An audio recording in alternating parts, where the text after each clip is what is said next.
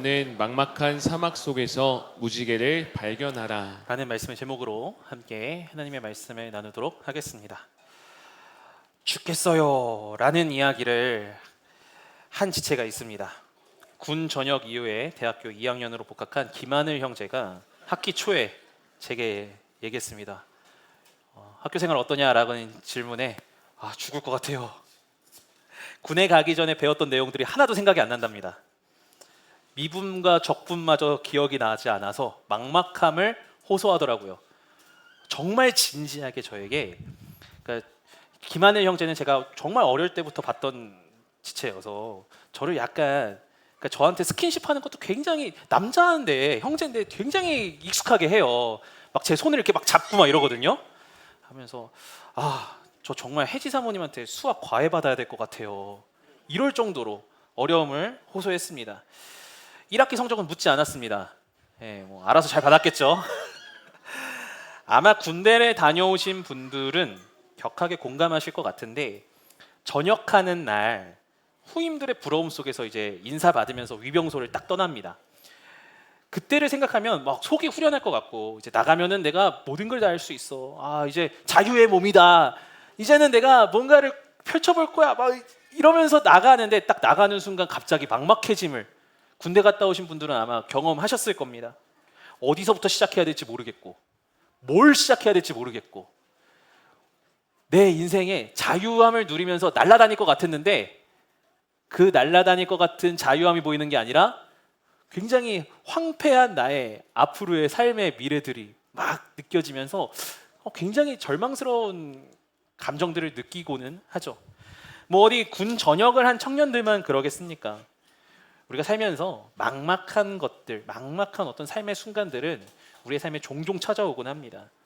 그런 우리들의 인생을 박노해 시인은 이렇게 표현을 했는데요. 인생의 어느 고비 길이 사막 같다고 느껴보지 않은 사람이 어디 있을까? 가도 가도 끝이 없는 사막은 막막하여라. 그러나 막막함이 사라지고 나면 숨막힘인 것을, 삶은 그 막막함을 갖고 나가는 여정인 것을. 시인은 이야기하고 있는 거예요. 우리의 인생길이 막막함의 연속이다. 막막함이 없으면 숨이 막힌다라는 건 무엇입니까? 우리가 살면서 숨 쉬는 그 순간 동안에 계속해서 이 막막함의 싸움을 해야 된다라는 것을 시인은 이야기하고 있죠. 시인이 말하는 삶의 모습을 보면서 저는요, 성경에서 노아라는 인물을 떠올리게 되었습니다. 노아하면 여러분 어떤 이미지가 떠오르시는지 모르겠네요. 우리에게는요, 노아는 일단 밝고 희망찬 동화 주인공 같은 이미지를 선사하곤 합니다. 로버트 존스턴이라는 기독교 작가가 1831년부터 2013년까지 출간된 33권의 어린이 성경을 분석을 했대요. 그런데 거기서 가장 인기 있는 성경의 이야기가 예수님의 탄생 이야기, 크리스마스 이야기와 함께 노아 이야기가 가장 많이 등장했다고 합니다. 한 400번 이상 이제 언급이 된, 소개가 되었다라고 하는데요. 그래서 그런지 우리에게 남겨져 있는 이미지, 이런 이미지, 노아의 방주하면 가장 먼저 떠오르는 이미지 이런 거 아닙니까? 동물들이 활짝 웃고 있고, 노아는 그 홍수가 난 그 바다에서 이렇게 웃으면서 있는 모습들. 제가 이걸 AI 그림 생성 프로그램은 어떻게 만들까 궁금했어요. 노아의 방주 치니까 이런 식으로 만들어내더라고요. 그러니까 우리가 알고 있는 그 긍정적, 밝고 긍정적인 이미지들, 그것만들만 만들어내더라고요. 저는 좀 어두컴컴하고 뭔가 좀 황폐화된 이미지를 생각을 했는데 그런 건 전혀 나오지 않았어요. 그런데 성경 속 노아는 늘 희망찬 이야기만 담고 있었을까?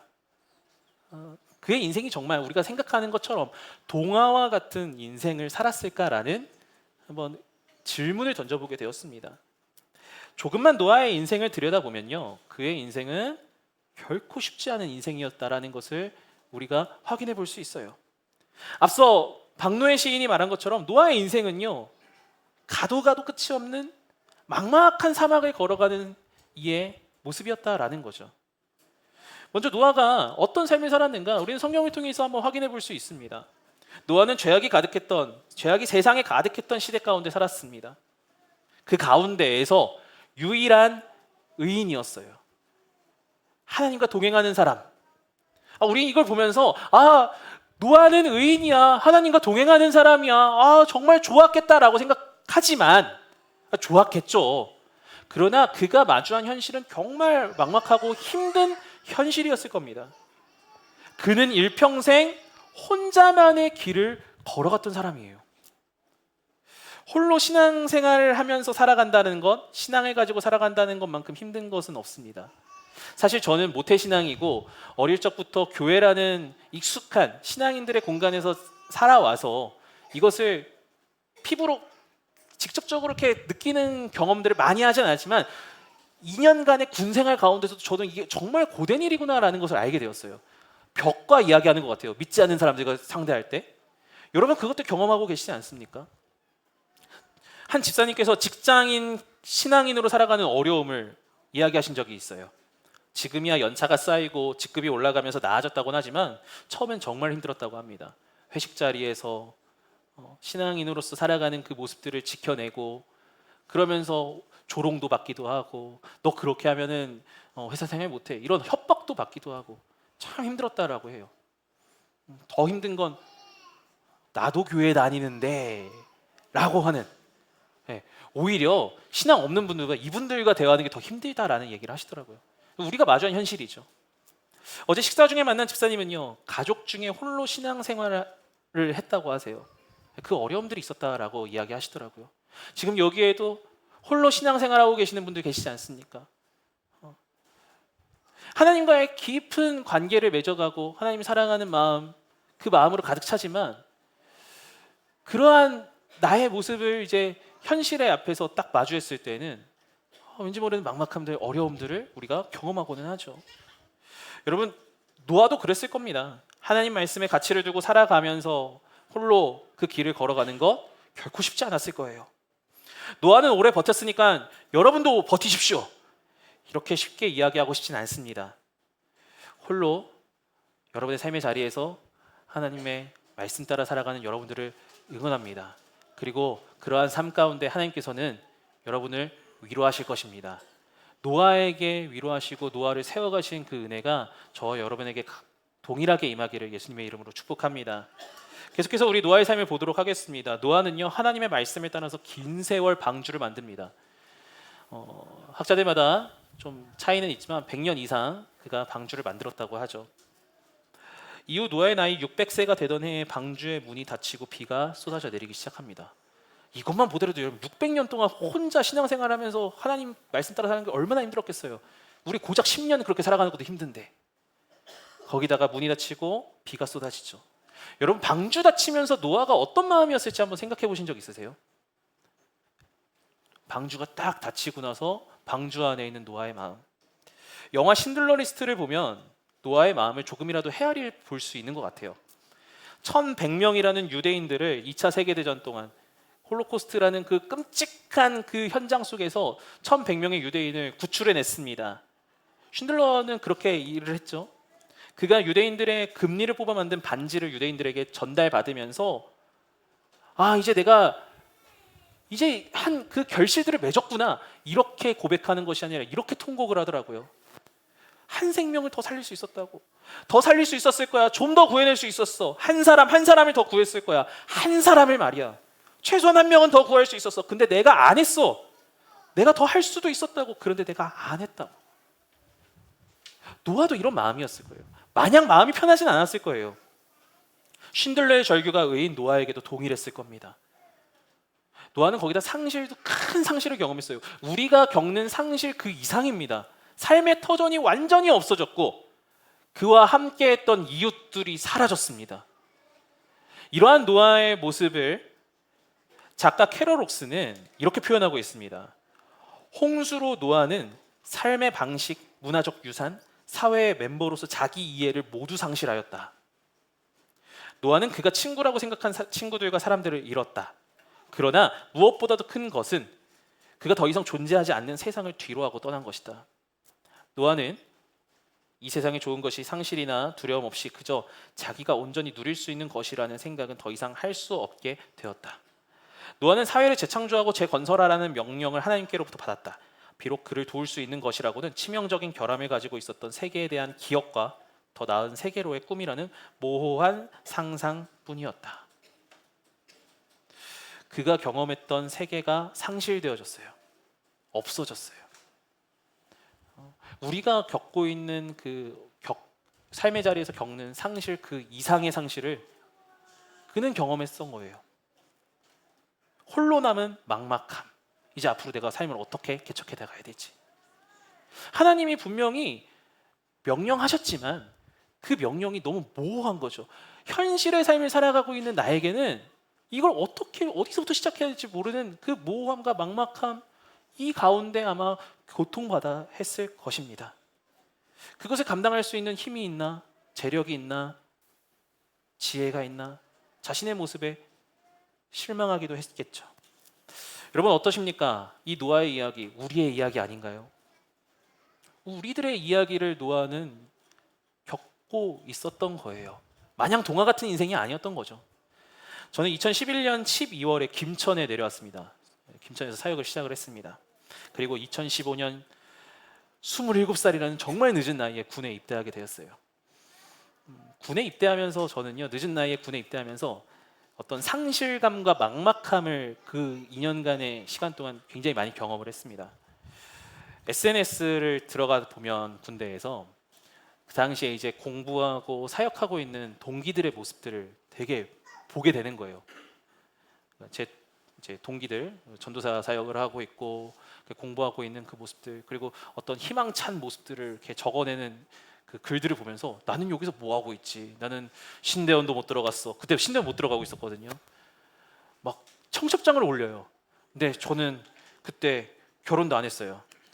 저희 아내가 거기서 신대원 합격 안 하면 결혼 안 할 거라고 협박하고 있고, 그 협박 속에 시달리고 있고, 하나님, 이 자매와 오랜 세월 연애를 했는데 이러다 깨지면 어떻게 하죠? 막막하더라고요. 제가 20대 중후반에 보내고 있는 청년들한테 이런 얘기해요. SNS 지워라. 내가 어떤 삶을 개척하고 있을 때 자꾸 SNS 보면 비교되고 하니까 지워라. 보지 마라.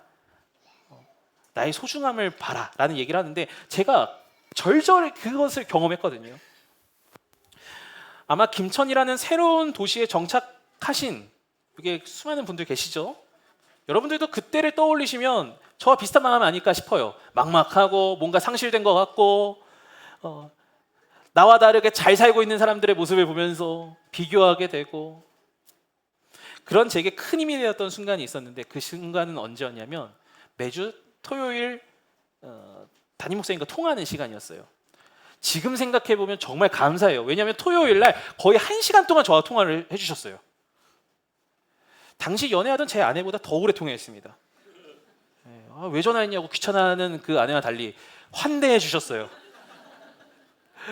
교회 대소사를 함께 나눴고요. 전역하고 나면 함께 읽어갈 하나님의 그 꿈들을 같이 나눠주셨어요.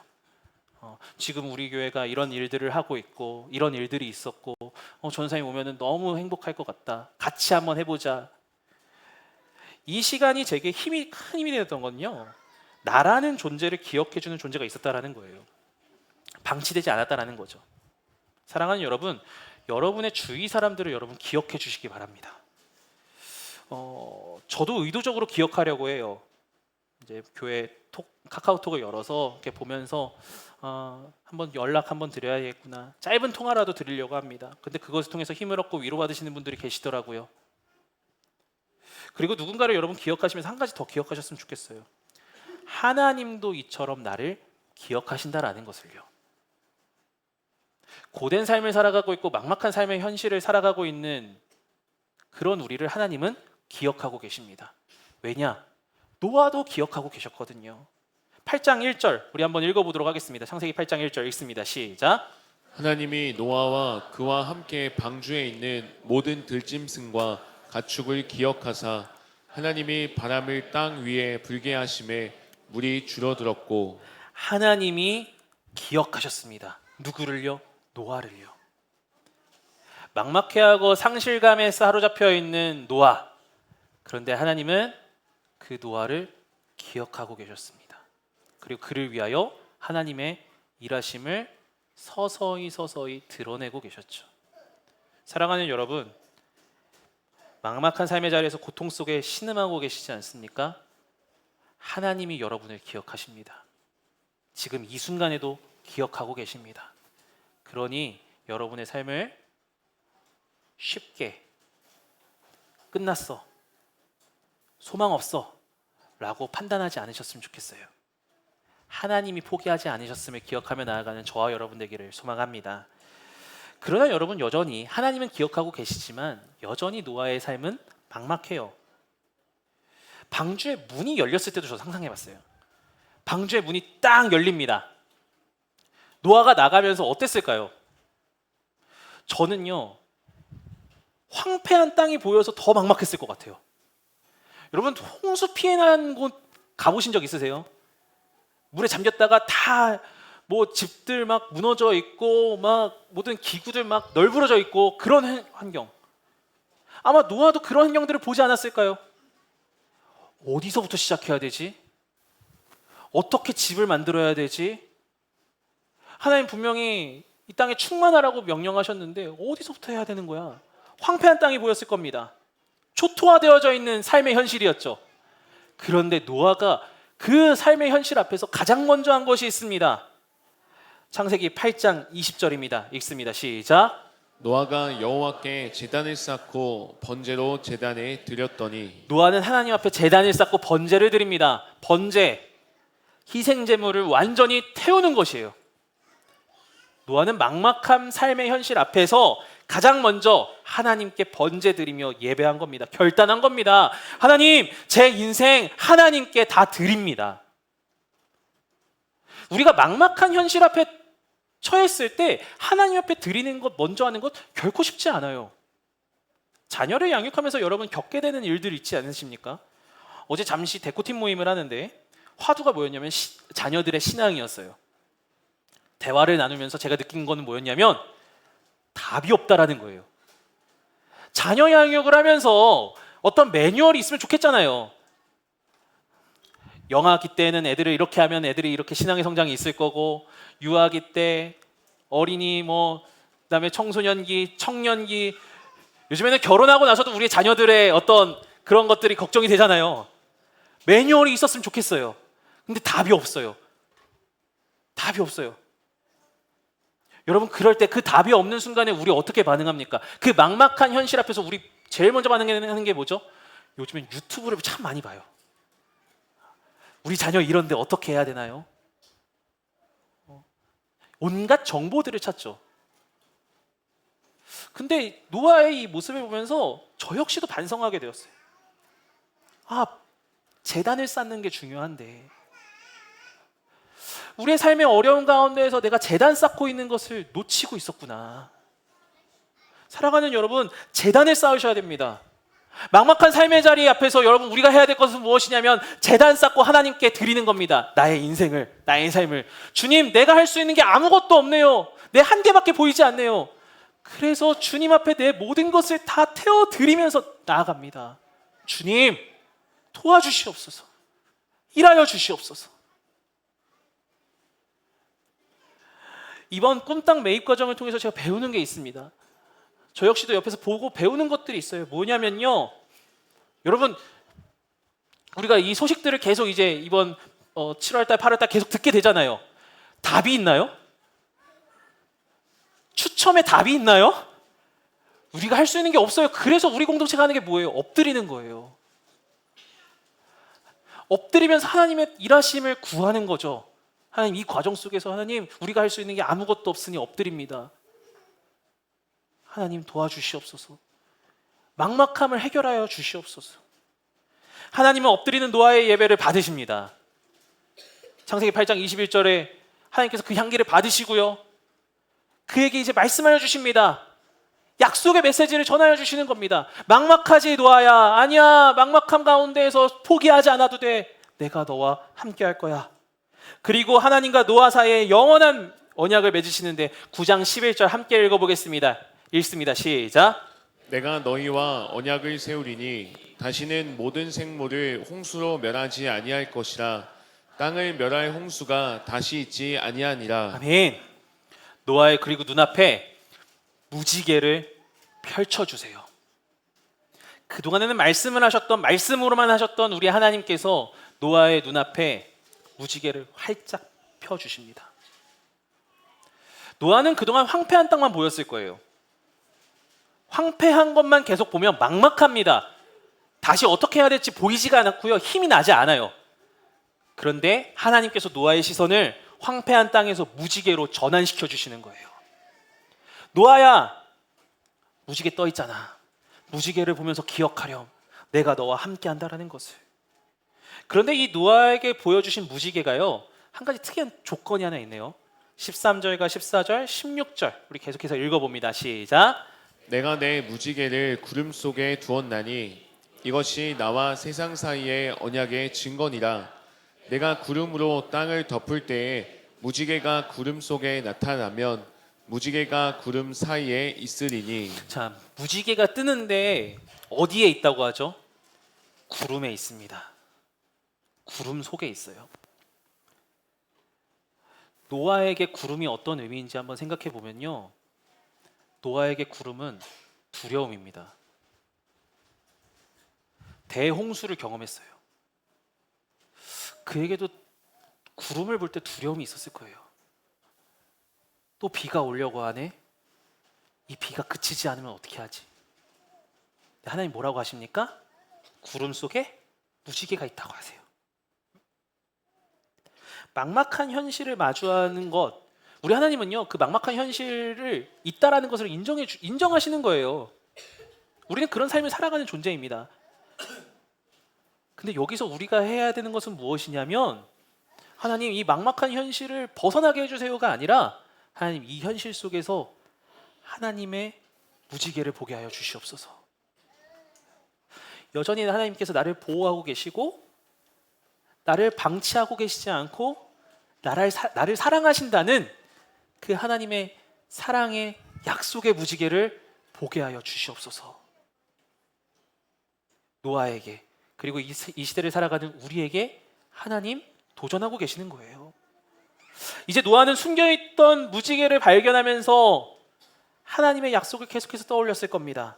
그래, 하나님이 나를 지켜주시지. 이 무지개는요, 케셰트라는 단어인데요, 그 전까지 무지개라는 단어가 없었어요. 히브리어로 활이라는 단어를 쓴 겁니다. 그 모습이 활과 같아서. 그 전에 없었던 걸 보여주신 거예요, 하나님께서. 보면서 어떤 의미로 이 케셰트라고 이름을 붙였겠습니까? 아, 활로 적들을, 야생 동물들을 지키는 것처럼 하나님 나를 보호하시는구나. 아무리 나에게 구름이 다가온다 할지라도, 내가 어떻게 해야 될지 모르는 그 현실 앞에 내가 놓여져 있을지라도 하나님 나를 포기하지 않으시는구나. 홍수 이후 노아를 보며 쓴 이어령 교수의 에세이가 참 와닿습니다. 이렇게 썼는데요, 워저스는 나이를 먹은 뒤에도 아이의 눈으로 무지개를 바라볼 수 있게 해달라고 스스로 다짐하는 시를 썼다. 그러나 무지개의 황홀과 그 경이를 진짜로 느끼려면 아이의 눈만으로는 부족하다. 노아의 눈이 필요하다. 창세기 때 노아의 대홍수가 있어야 한다. 우리가 노아처럼 그런 놀라운 눈, 뛰는 가슴으로 무지개를 보려면 노아와 똑같은 40일 동안의 대홍수와 그 방주 속에 갇혀 있어야 할 것이다. 그렇다. 해는 빛 속에서만, 대홍수 속에서만 비로소 무지개의 얼굴을 하고 나타난다. 그렇습니다. 막막한 현실 앞에 놓였을 때 우리는요, 무지개를 볼 수 있어야 돼요. 여러분의 삶의 자리를 한번 보셨으면 좋겠어요. 삶의 무게 속에 지친 이들이 보입니다. 마치 대홍수를 경험하고 폐허가 된 땅을 보고 있는 노아와 같은 분들의 이야기를 듣습니다. 가족 관계가 무너져서 다시 어떻게 세워야 될지 고민하시는 분들의 이야기를 들어요. 엄두가 나지 않는 그 모습들, 계획했던 여러 일들이 꼬이면서 뭔가 새롭게 시작을 해야 되는데 어떻게 해야 될지 몰라서 힘겨워하는 분들의 이야기를 듣습니다. 평범한 일상을 꿈꾸면서 지금까지 삶을 살아왔는데 어느새 나의 삶에 내 내면이 썩어 문드러져서 혼돈 속에 있다라는 이야기들도 듣습니다. 그런 삶의 어려움을 겪고 계시는 분들에게 이 노아의 모습이 도전이 되었으면 좋겠어요. 무지개를 발견할 수 있기를. 주님, 하나님은 계속해서 우리에게 우리의 삶 가운데 무지개를 보여주고 계시는데 발견하게 하여 주시옵소서. 황폐화된 삶을 보는 것이 아니라 하나님의 일하심을 보게 하여 주시옵소서. 그렇게 다가가는 저와 여러분들에게 예수님의 이름으로 축복합니다. 말씀을 맺도록 하겠습니다. 서두에 소개한 시인은 가도 끝이 없는 사막은 막막하다고 말했습니다. 그런데 그 사막에도 무지개는 뜨더라고요. 저는 시인의 시 말미에 이렇게 덧붙이고 싶습니다. 막막한 사막 속에서도 희망의 무지개는 떠오른다. 하나님의 무지개는 떠오른다. 무지개가 있기에 저곳에 물이 있구나. 저곳에서 우리가 살 수 있구나. 소망을 갖게 되죠. 더 나아가서 저는 이렇게 도전하고 싶습니다. 여러분들이 하나님의 무지개를 발견하는 인생이 되는 것뿐만 아니라 누군가에게 무지개가 되어주세요. 여러분들이 속한 곳에서 하나님의 사랑, 신실하신 하나님을 보여줄 수 있는 무지개가 되어주십시오. 막막했던 삶의 자리였는데 내 옆에 있는 이를 통해서 하나님이 살아계심을 내가 경험하는구나. 여러분들의 아픈 그 삶의 이야기들이 누군가에게 무지개가 되기를 소망합니다. 저는요, 꿈땅을 품으면서 이렇게 기도해요. 하나님, 이 김천에 대한민국에 우리 더세움교회가 그리고 제가 하나님의 무지개가 되고 싶어요.